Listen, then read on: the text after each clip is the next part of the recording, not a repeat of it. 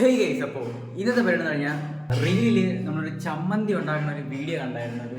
നമ്മളിന്ന് അത് ട്രൈ ചെയ്യാൻ പോവാണ്, ഉണ്ടാക്കി ട്രൈ ചെയ്യാൻ പോകണം. അപ്പോൾ നമുക്ക് നേരെ അടുക്കളയിലോട്ട് പോകും. ഓക്കെ ഗൈസ്, അപ്പോൾ വേണ്ടത് ആദ്യം കുറച്ച് പച്ചമുളക്, അതുപോലെ തന്നെ ചെറിയ ഉള്ളി. സവാള വേണ്ട, പക്ഷെ നമ്മൾ സവാള എടുക്കണം. ഓക്കെ അപ്പോൾ നമുക്ക് ആദ്യം കൂട്ടിനും പായസം ഉണ്ടാക്കി വെച്ചിട്ടുണ്ട്, അത് കഴിക്കാം. ഓക്കെ, നല്ല രുചിയാണെന്ന് തോന്നുന്നു, കഴിച്ചു നോക്കാം. അയ്യോ എരി, അയ്യോ ചൂട്.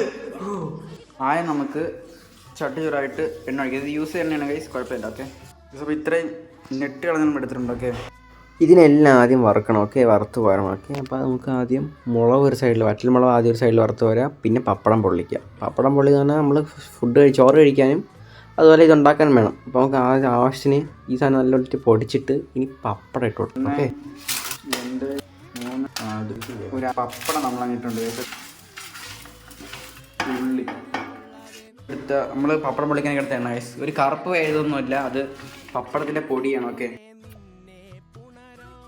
ഇനി കുറച്ച് ഉപ്പ്, മുളക്, അതുപോലെ ആവശ്യത്തിനെല്ലാം ഇടുക, കഴിച്ചു തുടങ്ങാം. ഓക്കെ, എന്തായാലും കഴിച്ചോ ഗൈസ്, നല്ല രുചിയാണ്, നല്ല കിടിലൻ ടേസ്റ്റാണ്. ഓക്കെ, അപ്പോൾ ഇന്നൊക്കെ ഇത്രയേ ഉള്ളൂ.